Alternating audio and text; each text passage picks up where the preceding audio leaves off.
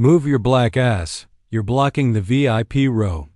The officer's finger jabbed toward the funeral canopy. Silence. Mourners froze mid-step. A mother's prayer fell silent. Soldiers in full dress paused in formation. A single rose slipped from a trembling hand and hit the grass. The man didn't move. He just turned, slow, deliberate, eyes hidden by his sunglasses. Officer Grant barked again. You deaf too? This section's for family and important personnel, not whatever you are. The black man tilted his head, still calm. I am family. Don't test me, the cop hissed. You people always, Grant. Another officer whispered, tugging his sleeve. Back down. But Grant kept going. Nah, he doesn't even have a badge or ID. Could be lying. What, you think dressing sharp makes you somebody? The man adjusted the black pin on his chest. 4 golden stars. Military rank. Real. Heavy. Deadly quiet now. General Marcus Kane, he said. Grant blinked. You? What? Retired. U.S. Special Operations Command. This was my soldier, my brother in arms. The officer's lip curled. Then why hide back here like a damn mourner? Kane stepped forward. Because I am mourning. I don't need a spotlight. I came to bury a war hero, not teach manners. To cowards with badges. Gasps from the back. Someone pulled out a phone. You don't talk to me like that. Grant yelled, palm twitching near his holster. You civilians think you're above law enforcement. You just pointed a gun, said a voice behind him. A major. In uniform. Grant turned too late. Phones recorded everything now. Kane spoke low. Officer, remove your hand from that weapon. You threatening me? Not a threat, Kane replied, voice cold as a blade. Just informing you. Drawing on a 4-star general at a funeral carries lifetime consequences. Grant's hand shook. You don't tell me how to. Kane's voice dropped. I'm telling you exactly what happens next. The crowd had formed a wide circle now. Veterans. Active duty soldiers. A mother clutching a folded flag stepped forward. You're shaming this ceremony, she whispered.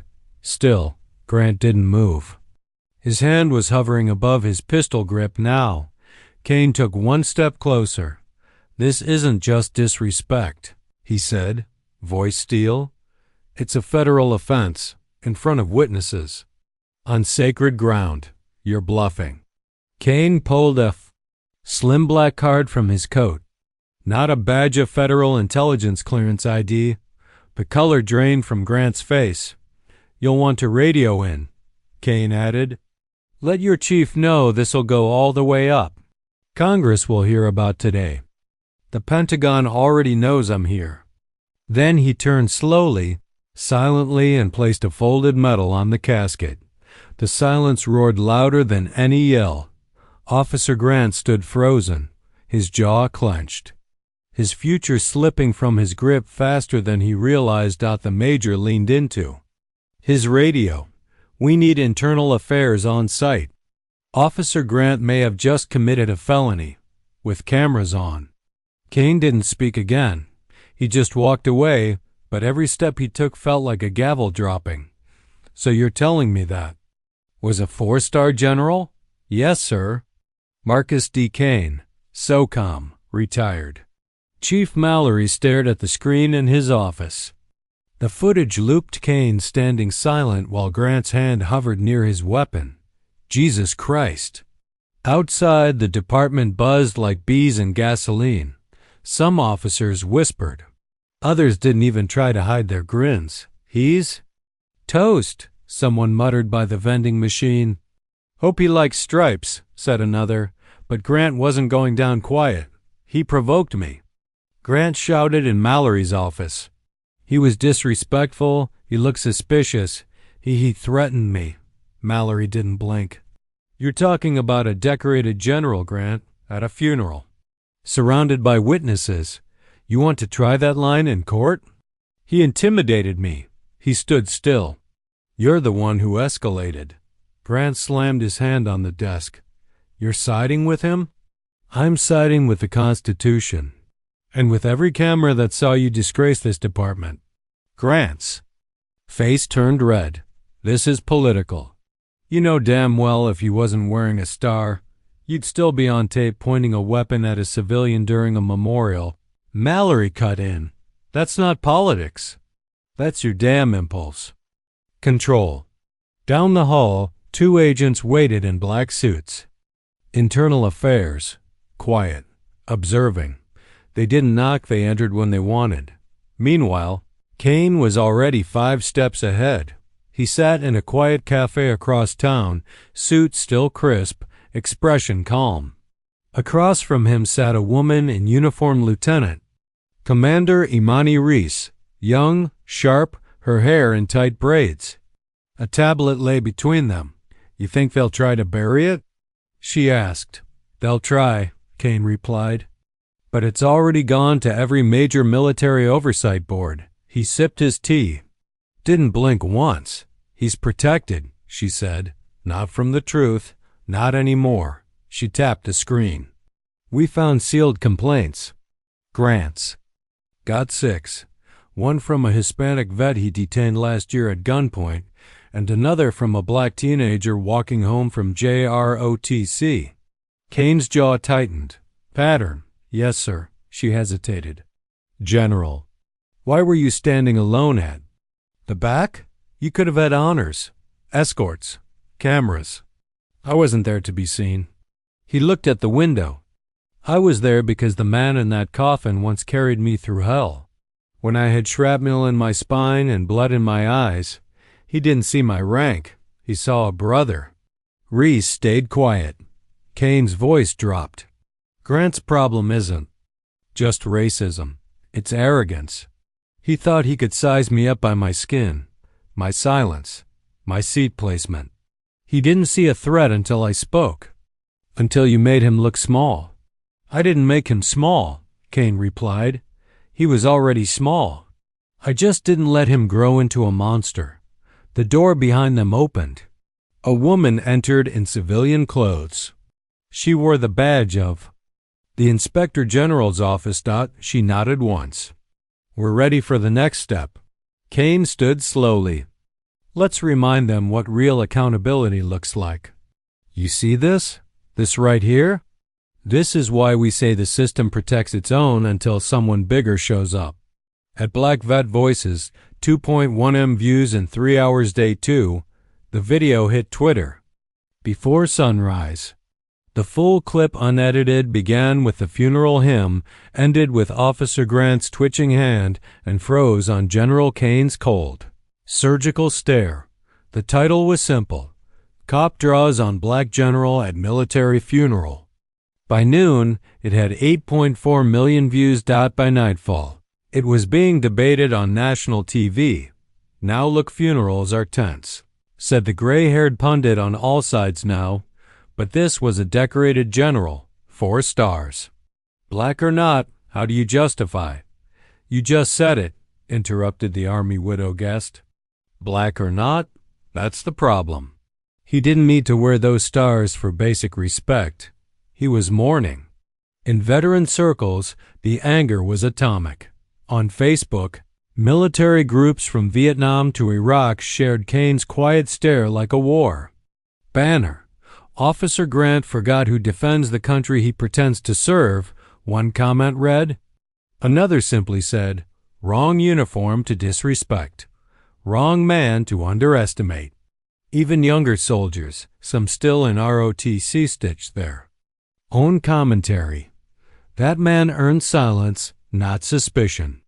But not everyone stood with Kane. In Grant's precinct, a second current started brewing. It's just another witch hunt, muttered Deputy Lang. He was doing crowd control, added a sergeant. Protocol says don't.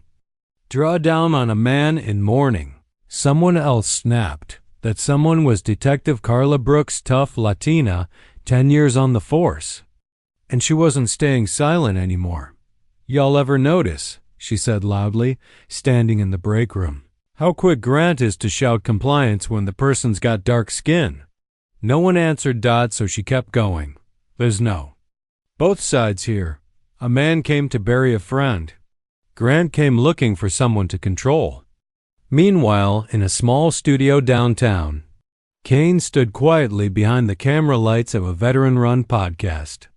The host, a double amputee Marine named Deshawn, leaned in. You don't normally speak to media, General. Why now? Kane nodded once. Because people forget dignity doesn't raise its voice, but that doesn't mean we stay silent. The camera rolled. Tell us what happened that day. Kane didn't embellish, didn't exaggerate. Just told it straight, how he stood quietly at the funeral, how Officer Grant judged him instantly, how the man in the casket had once carried him through a live-fire ambush in Kandahar. Then, Kane said the line that went viral again. I've been targeted before. In war by enemies, but never did I think it would be by a fellow American. Holding a badge during a moment of grief. That night, someone spray-painted "Respect the Rank" on the wall outside Grant's precinct. News crews showed up an hour later. By morning, the mayor had issued a statement. The city takes this matter with utmost seriousness. The footage is under independent review. Military leaders have been contacted directly. Kane's face remained calm through it all. But behind the scenes, the letters were already in motion. Letters to the Department of Justice.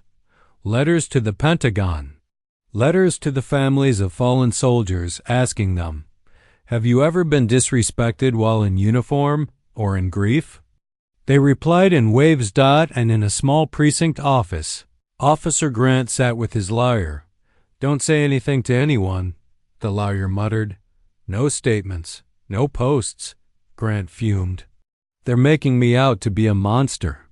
You're being recorded. Watch your tone. I did what I was trained to do. Then your training's a lawsuit waiting to happen. Grant stared at his phone.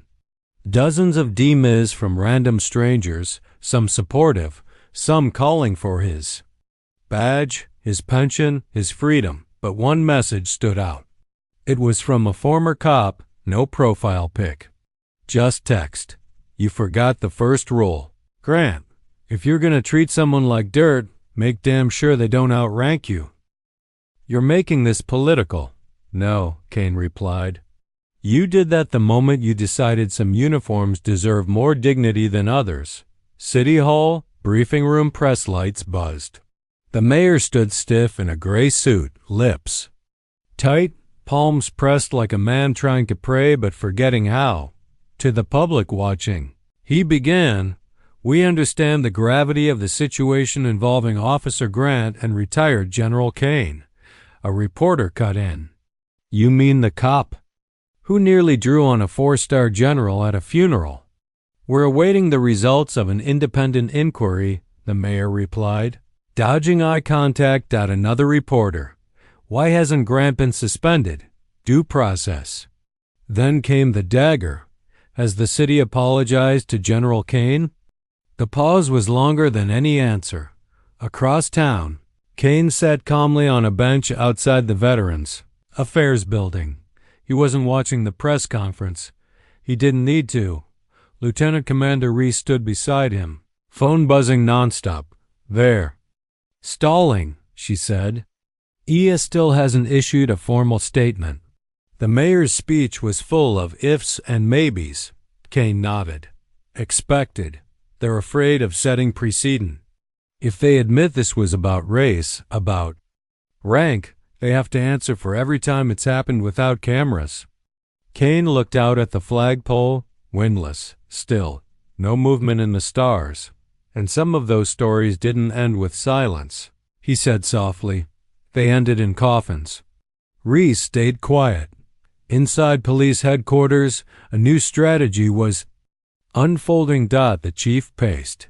I don't care what the press is saying, he snapped. We are not convicting a man in the court of public opinion.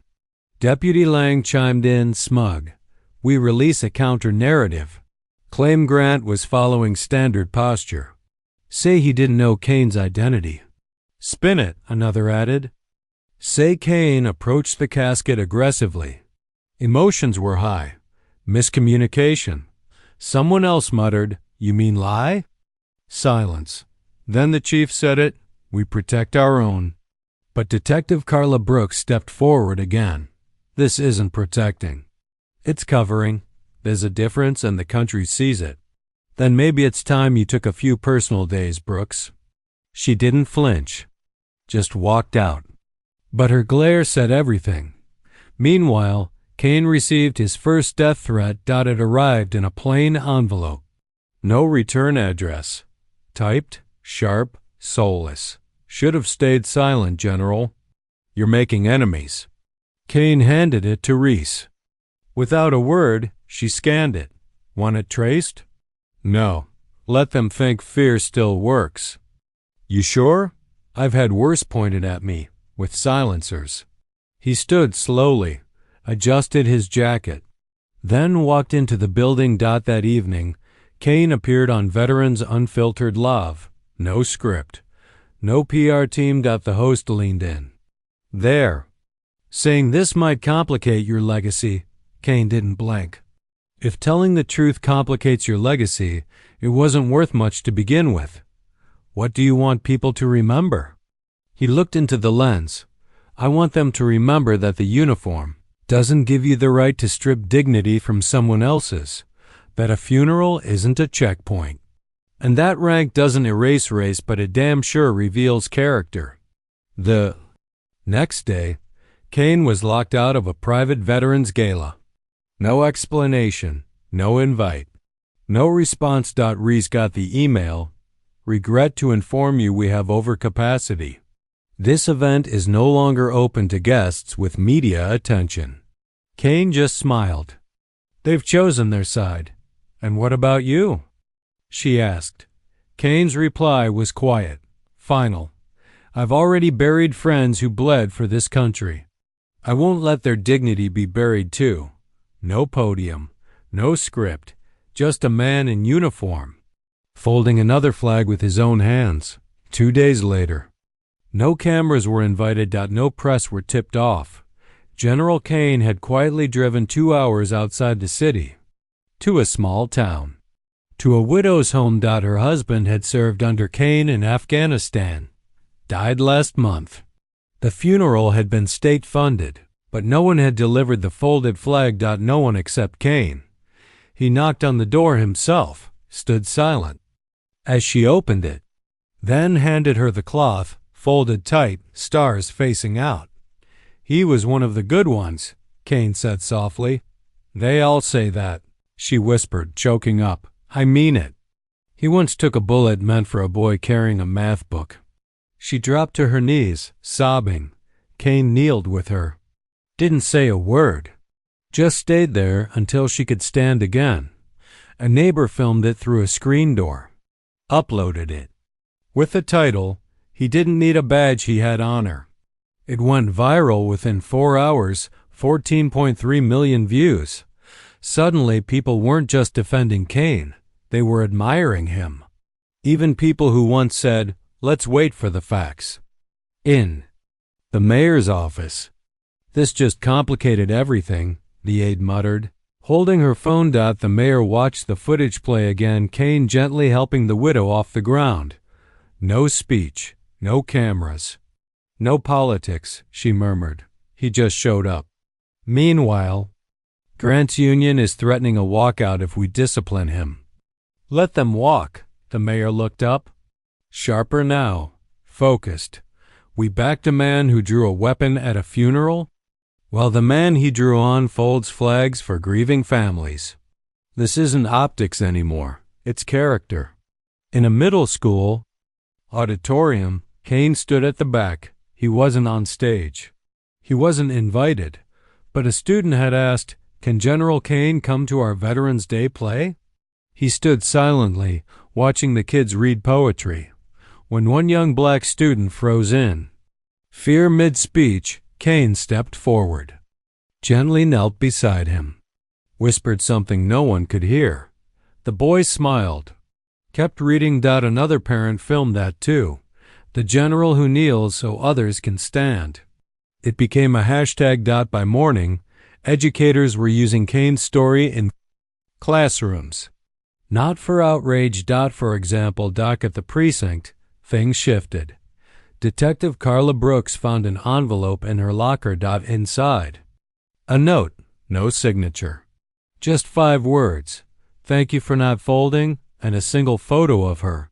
Taken weeks ago, standing up to the chief in front of the others. Who sent it? No idea. But she pinned it inside her locker. In an online veterans forum. A new petition surged past 2 million signatures. Official apology to General Kane and immediate action on Officer Grant. Top signatories included 4 retired generals, 2 Medal of Honor recipients, 1 former Secretary of Defense. They didn't demand revenge. They demanded dignity. Kane never commented on the viral videos. Never tweeted. Never claimed the moral high ground. He just kept showing up where people were hurting, folding flags, mentoring teens, giving speeches at schools no one noticed. And each quiet act made the city's excuses for Grant feel louder, more hollow. One student wrote in her college essay, "He didn't raise his voice, he raised the bar." City oversight hearing, daytime camera crews lined the back wall. Security was tight. The room buzzed like a hive about to sting itself. Officer Grant sat in a pressed uniform beside his lawyer, eyes cold, shoulders back, playing composed. Across the aisle, an empty seat, reserved for General Marcus Kane. The mayor leaned to her aide. He won't show. He's never sought the spotlight. But then the door creaked open. Kane entered. No entourage.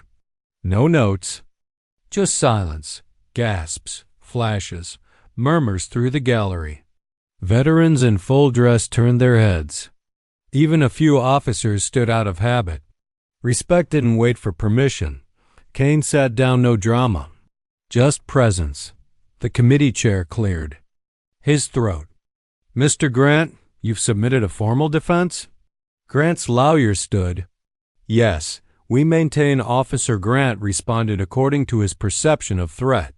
He was unaware of General Kane's identity." "You mean my skin?" Kane cut in, quiet but thunderous. All heads turned. The lawyer blinked. "Excuse me? You didn't say he misjudged my posture, or my badge, or my words. You said identity. But the only identity I showed that day was black skin and a quiet suit." Someone in the back whispered, "Damn." Kane didn't raise his voice. "I wasn't moving aggressively. I wasn't shouting. I was mourning, and for that I became a suspect." Grant's lawyer tried to interrupt, but the chair held up a hand. "General Kane, we didn't ask for testimony." "You didn't, but the people watching this did." Kane stood. "I buried more soldiers than I care to count. I've had bullets pass so close they burned skin. I've seen enemies in combat treat wounded with more dignity than I received from a man who claims to protect civilians. Sir, please." He ignored the gavel. Officer Grant didn't act out of fear. He acted out of assumption. He assumed power wears whiteness. He assumed silence equals guilt. And he assumed that because no cameras were supposed to be there, no one would see the truth. Grant shifted uncomfortably. His lawyer whispered something. He didn't respond. Kane stepped forward. "But people did see. And now, you all want to decide whether this is a PR crisis or a personnel issue." He turned to the panel. "This isn't about one man. It's about the system that teaches men like him they can point first and apologize never. You want my statement? Fine." He reached into his coat pocket and pulled out a metal. It was bronze, tattered, old. "This was given to me by the soldier whose funeral we desecrated that day. He once told me, 'Sir, I fight not to be feared, but to protect the ones who are.'" He placed it on the table. "I'm here to protect others from this happening again. Do what you will with that." The room didn't clap.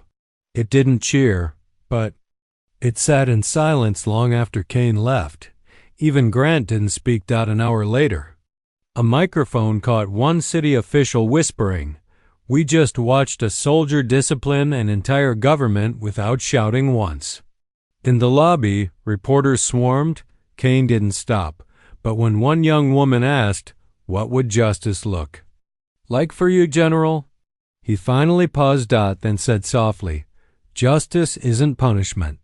It's a future where no one has to prove they belong in peace." Back inside, Grant turned to his lawyer. "They'll still protect me, right?" The lawyer looked away, didn't answer. "We reviewed your testimony again, sir." "Good. Because now the White House wants to speak with you." Day 11. The headlines had changed tone. What once read, "Officer caught in misunderstanding with black veteran," now read, "General Kane's words rock city. Hall silence is not peace." At morning, the police union president resigned. No press statement. Just a folded letter handed to the city attorney. Inside it read, "I can't defend someone who pulled steel at a funeral." At a high school nearby, students walked out in silence. Each held a white piece of paper. Respect isn't racial. The principal tried to stop them. Failed. Even some teachers joined. In a southern base command center, 3 U.S. Marines recorded a video in uniform. "We were trained to de-escalate first." What happened to General Kane? That ain't training. That's cowardice disguised as protocol. The video hit 5 million views in a day. At City Hall, pressure hit breaking point. The budget hearing's been hijacked by the Kane incident, an aide told the mayor. Vets are protesting. Schools are involved. Even military families are flooding us with letters. The mayor rubbed her temples. "We waited too long. What now?" She slid a file across the desk. Inside Officer Grant's termination. Paperwork. No severance. No pension. Just a final statement. Violation of public trust. Later that day, Kane walked quietly through Arlington Cemetery, alone, but someone followed. Major Ellison. From the Joint Chiefs Staff, she waited until they reached Section 60. Then spoke. "Sir, the Pentagon would like to meet privately. Off record. Top. Brass. They've seen the tapes, heard the testimony." Kane didn't stop walking. "Why now?" "Because your silence held more weight than their spin."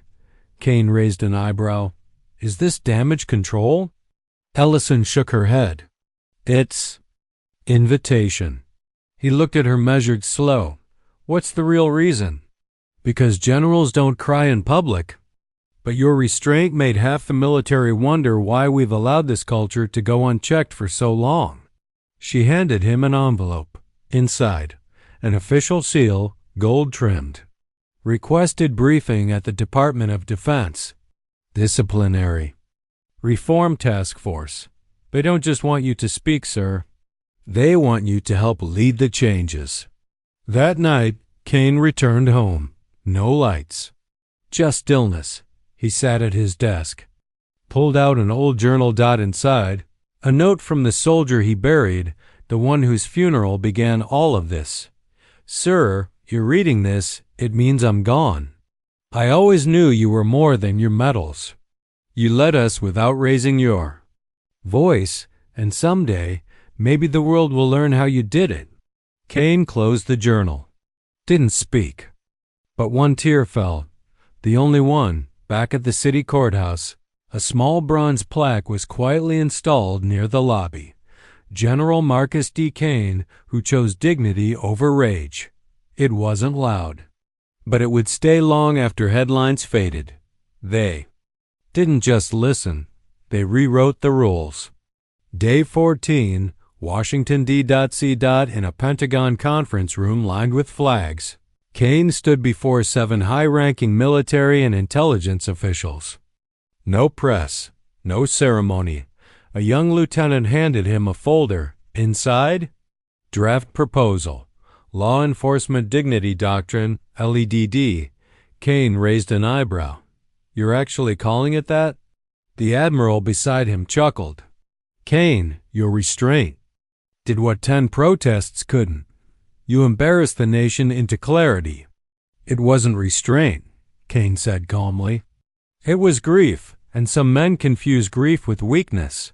At a police academy outside Baltimore, new cadets watched a video. The scene, Officer Grant yelling, Kane standing silent. The moment the gun almost rose. The moment Kane revealed who he was, a white instructor paused the tape. That moment? That's how careers end. And that? He pointed to Kane. That's what power looks like when it's not afraid of silence. Back in the city, changes started fast. Grant's badge was officially revoked. Not just fired decertified. Internal Affairs issued a new memo.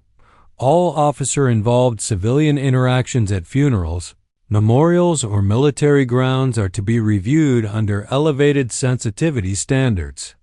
Meanwhile, the city's police chief, who had remained quiet throughout, resigned. Not because he had to, because he was called out. A P who was called out. Viral clip resurfaced of him brushing off a reporter's question on the day of the confrontation.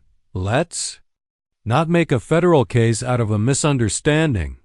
Now the comment played on loop, and below it, Kane's one-line response. Some misunderstandings come with a loaded weapon. But the biggest shock came from within. Detective Carla Brooks, who'd defended Kane from the start, was promoted to deputy chief. Her first act? She reopened 5 closed racial misconduct files, including 2 tied to officers Grant trained. This is housekeeping, she told reporters. Not revenge, just long overdue spring cleaning. The ripple reached even deeper. A national summit on law enforcement accountability invited Kane to be keynote speaker. He declined. Instead, he sent a single-page letter. You don't need more speeches. You need shorter training, longer listening, and less fear of men who don't look like you. In classrooms, Kane's story entered the curriculum. 9th grade debate students in Illinois role-played the hearing. Business schools used his testimony as a case study in leadership under duress. An art student in Brooklyn painted Kane with folded arms, 4 stars on his chest, and a funeral rose in his palm. But Kane? He stayed out of view. When asked to do national interviews, he declined. When invited to the Capitol for a tribute, he sent Reese instead. I didn't do this for applause, he told her. I did it so the next soldier's widow doesn't have to pray no one draws steel while she grieves. Back in the city, a young rookie cop, black, 23, fresh out of academy, was asked by a news crew, "Why'd you join, knowing all this?" He looked straight at the lens, because Kane did more by standing still than some do yelling with a mic. That's the kind of badge I want to wear. When they couldn't destroy what he said, they tried to destroy who he was. Day 8. The storm didn't start with a headline. It started with a whisper. He assaulted a soldier in 03. Used rank to silence a complaint. He's no hero, just another cover-up with stars on his chest. By noon, it was trending. Kane cover-up, an anonymous op-ed in the Capitol. Daily claimed Kane once intimidated a junior officer during a disciplinary hearing years ago in Qatar. The source? An unnamed Pentagon official. No documents, no witness. Just fog. But in politics, fog was fuel. That night, Kane sat in his home office. No lights, just the glow of a muted television. News anchors debated his true character. Guests, who'd never worn boots, called him dangerous. His phone buzzed out. It was Reese. "Sir, we traced the source. It's connected to a PAC that's been backing Grant's defense fund." Same lawyer, same whisper trail. Kane didn't look surprised. "I expected this. The closer you get to real change, the louder the fear gets." Next morning, National Live interview. Kane agreed to appear on the State Line Report. He sat in studio lighting still. Ready. The host smiled with manufactured warmth. General Kane. Let's not ignore the elephant. Did you intimidate a junior officer into silence? Kane didn't blink. No. Then why won't they go on record? Because lies don't want to face the truth in daylight. Are you saying this is fabricated? No, I'm saying it's orchestrated. You've had 10 witnesses speak, anonymously. I've had millions speak openly, and they're still standing with me. The host shifted. That's not a denial. Kane leaned forward. Let me be clear. Only thing I've ever silenced is violence. And the only thing I've ever intimidated is a system that lets grief look like guilt based on skin tone. Gasps behind the camera. Then came the twist. Second guest was piped in love, the anonymous officer from the Qatar story. A man in uniform. Silver hair. Weathered face. He looked into the lens and said, "The op-ed lied." The host blinked. Excuse me? General Kane didn't intimidate me. He saved me. Silence. I was fresh, scared, nearly court-martialed for insubordination I didn't commit. Kane stopped it cold. Told the board, we don't break soldiers for bending, we guide them straight. If not for him, I'd be living in my truck. Instead, I made Lieutenant Colonel. He turned to Kane. Double quote, sir, I owe you everything. Kane simply nodded. Quiet, backlash to the backlash hit instantly. Hashtag Kane Truth. Surged past hashtag Kane Cover-Up. The Capital Daily retracted the op-ed. The PAC's funding was frozen by federal review. The host who staged the ambush? Suspended by morning. But Kane didn't celebrate. He just stepped outside. Wind moved through the trees. For the first time in weeks, he breathed. Not victory. Relief. That evening, a note arrived by courier. No signature. Just 10 words. You stood for us, so now we're standing for you. Taped to it was a photo. A crowd of police officers and veterans, black, white, Latino, standing together beneath Kane's courthouse plaque. He didn't want a statue, he wanted a standard. Day 21. The quiet ceremony. There were no cameras, no podium, no ribbons to cut. But inside a small federal building just outside D.C., a new page had been inserted into the National Law Enforcement Training Manual. At the top, in bold, Kane Principle. Dignity must never depend on perception. It must be practiced as policy. Kane didn't attend the ceremony. He told Reese, I've already said what I needed to. So instead, she stood for him, wearing his old command pin on her chest. Across the country, changes rippled. Police departments in 7 major cities added funeral protocols. Based on Kane's hearing testimony, 2 states passed legislation requiring racial bias drills using Kane's footage. ROTC instructors began using his story and ethics modules titled The Power of Stillness. At a rural bus stop in Georgia, an old man saw a cop walking toward a tired black teen in a hoodie. The teen flinched. The officer paused, then held up a hand. Open, calm, you're not in trouble. I just wanted to say, I saw the Kane footage. You remind me of him. Keep standing tall. The teen's hands stopped shaking. Back in Kane's neighborhood, a letter arrived from the mother of the boy Kane had helped during that school performance weeks ago.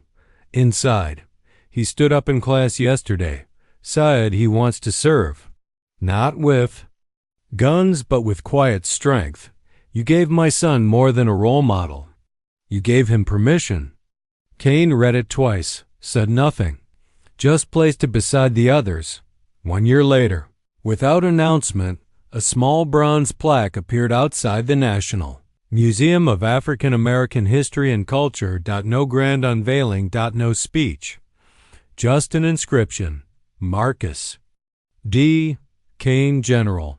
Witness. Standard. He taught a country to grieve with honor. No visitors asked who put it there. They just nodded when they passed it, as if it had always belonged. Final scene. Kane, older now, sat at a community event. No rank, no uniform, just jeans, a folded pamphlet, and a cup of weak lemonade. A young cop approached nervously. "Sir, sorry to bother you. Just wanted to say you're the reason I joined." Kane looked up, kind eyes. But his voice was calm, even, then make. "Sure, no one fears you at a funeral. That's where peace is supposed to begin." The young cop nodded. Walked off, straighter than before. Kane sipped his lemonade, winced. "Still too much sugar," he muttered, but he smiled anyway. He never needed a statue, because his legacy walked into every room before he did and stayed long after he left.